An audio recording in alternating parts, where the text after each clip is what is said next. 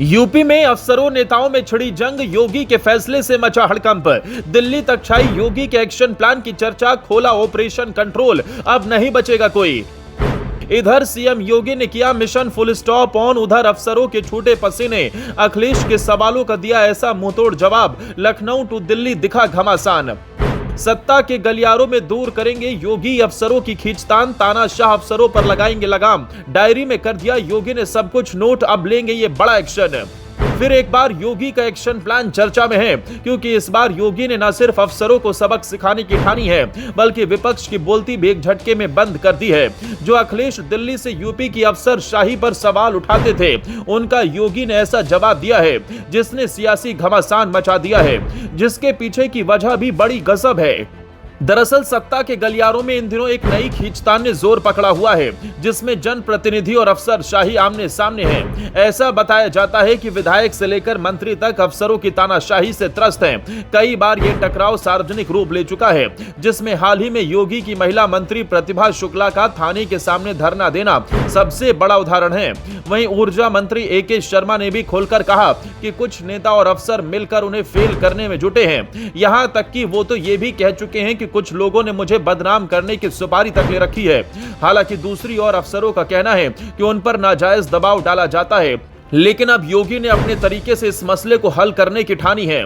बता दें, इस हालात को भांपते हुए विपक्ष भी चुप नहीं है। समाजवादी पार्टी के अध्यक्ष अखिलेश यादव ने सीधा हमला करते हुए कहा कि सीएम तो सुरंग खोद रहे हैं, जबकि अफसर और नेता आपस में लड़ रहे हैं। दरअसल इस टकराव का असर सड़कों से लेकर सोशल मीडिया तक दिखने लगा है, और यही मौका अखिलेश जैसे नेताओं को बीजेपी पर वार करने का देता है। यूपी जैसे बड़े राज्य में सरकार की ऐसी छवि विपक्ष के लिए राजनीतिक हथियार बन गई है।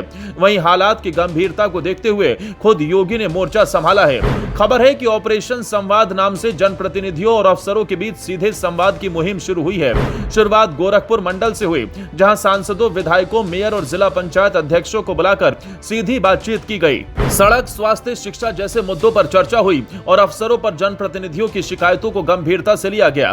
गोरखपुर के बाद योगी लखनऊ लौटे और फिर कानपुर, अयोध्या, झांसी, चित्रकूट और देवी पाटन मंडलों के प्रतिनिधियों के साथ बैठकों का दौर शुरू हुआ। हर जगह एक जैसा पैटर्न, शिकायतें, समाधान और सख्त निर्देश।